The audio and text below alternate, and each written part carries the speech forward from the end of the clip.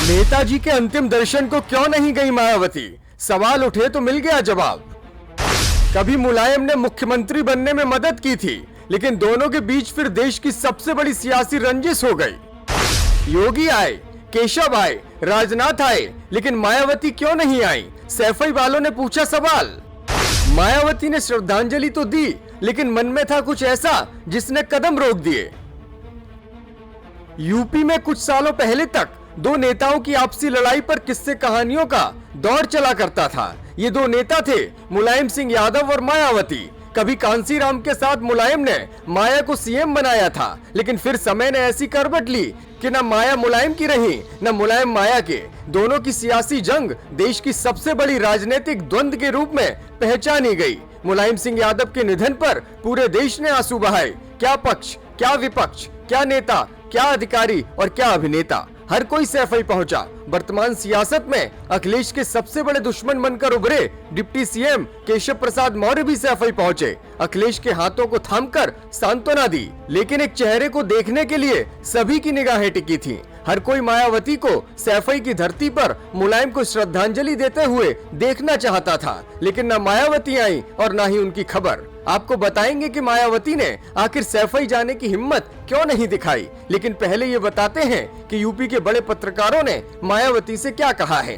पत्रकार सुकेश रंजन ने तमाम बड़े चेहरों का जिक्र करने के बाद लिखा कि मेरी निगाहें बीएसपी सुप्रीमो मायावती को ढूंढ रही हैं। मैं उम्मीद कर रहा था कि वे नेताजी के आखिरी दर्शन के लिए आएंगी।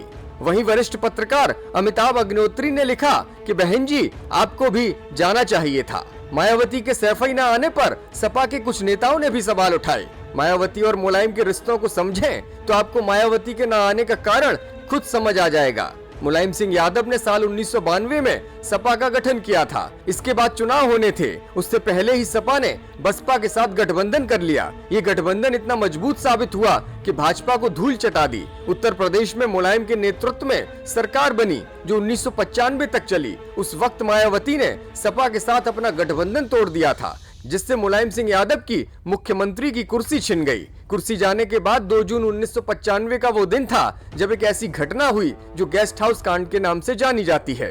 मुलायम सिंह यादव के समर्थकों ने मायावती पर हमला कर दिया था, जिसके बाद मायावती और मुलायम किसी सरकारी कार्यक्रम में कभी नहीं दिखाई दिए। मायावती तब बसपा के विधायकों के साथ लखनऊ के गेस्ट हाउस के कमरा नंबर 1 में थीं। तभी अचानक सपा के समर्थक उस गेस्ट हाउस में घुस गए।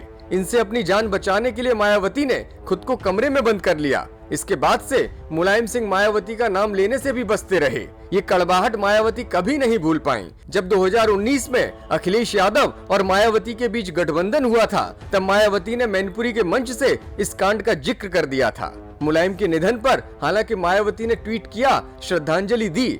उन्होंने लिखा कि समाजवादी पार्टी के वयोवृद्ध नेता व यूपी के पूर्व मुख्यमंत्री श्री मुलायम सिंह यादव जी के निधन हो जाने की खबर अति दुखद।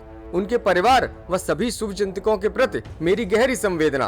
कुदरत उन सबको इस दुख को सहन करने की शक्ति दे। ब्यूरो रिपोर्ट, मीडिया हलचल।